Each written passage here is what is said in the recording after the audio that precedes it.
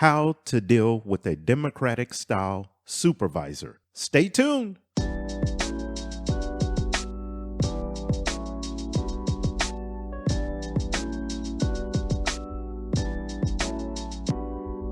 Welcome to the Shut Up and Work podcast. I am your host, the coach, and today we're going to talk about how to deal with a Democratic style supervisor. Now, notice I didn't use the word boss because usually if you have a Democratic style supervisor, things should be better at work. Well, listen up real closely to see if this is true or not. First, I'll define a Democratic style supervisor, what it is or what that means. Then I'm going to talk about 3 ways to identify if you have this type of supervisor. And then I'll provide you with some tips on how to deal with them in the workplace. And finally, I'll summarize what I said. So let's jump right into it. The definition of a Democratic supervisor, leader, whatever you want to call it, is that they usually redistribute power. They like to delegate authority between themselves and the employees and promote the employees to get involved in the organization or the company's decision making.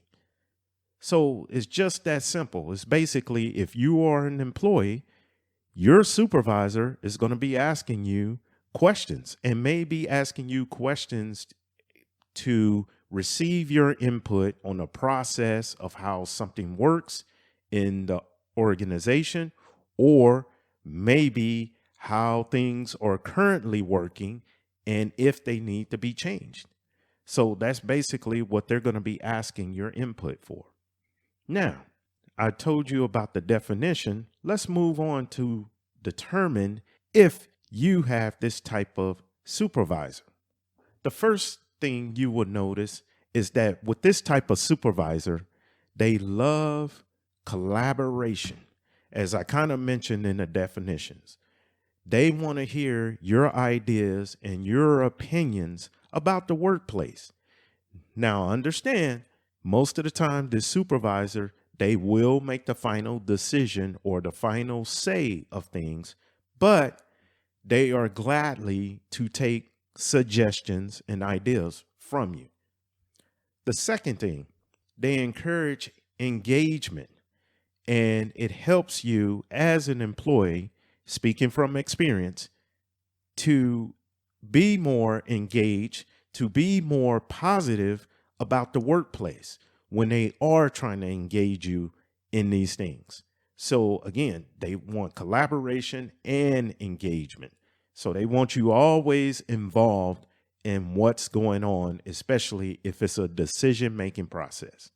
The third thing, they want you to be creative and implement your ideas, or maybe a new procedure. Maybe you streamlined something, found a better way to do something better. They are highly on board for this. So those are 3 ways you can kind of determine or identify if you have this type of supervisor. Now, moving on to tips on how to deal with this Democratic supervisor. Yes, I said it, just like with the other 2, the laissez-faire and the authoritarian, there are certain ways you want to deal and handle your affairs at work with this type of supervisor. So let's go over them. First thing, critical situations. Sometimes the roles cannot be clear, or the roles are not clear as far as who is doing what and when it needs to be done. Because sometimes that Democratic leader could be delegating or asking for more and more input from all the employees. So sometimes the ball can get dropped on certain things in that situation. The second thing that could happen, another tip, is the group members may not have the necessary knowledge or expertise to make quality decisions in the decision-making progress. You may have a lot of employees who are new in the company or agency, or you may have some employees who just don't have the knowledge. They rather, hey, you're the supervisor, you make the decision and leave me the hell out of it. So in this case, you have to be careful. If you're not one of those employees, you have to be aware that this could happen. And there might be a possibility that more decision making may be dumped on you because of the reason I just stated with the other employees. The third thing, some team members, I don't care what you do, or some other employees, I don't care if you bring a cake in the office every day. I don't care if you have a new supervisor that loves everybody and wants to share candy and things in that nature. You are going to still have some employees who hate the supervisor, who hate you, and they're going to try to sabotage things any chance they get. So in other words, even though this supervisor is asking everybody for their input, they're going to say, oh, well, my opinions and ideas didn't count. Or just because the supervisor for this one particular decision didn't use their idea, they're going to feel slighted and they're going to be out for revenge. So that's another thing. So you have to make sure with this supervisor, in that case, the employees, that, hey, even though your opinion didn't get used this time, don't feel slighted. Don't feel pissed off. Don't feel like you need to take revenge on everybody. And that's something you may need to let that supervisor know if employees start doing that or talking in that nature. You may need to bring it to his or her attention so they will know that the next decision-making process, they will have to include those individuals.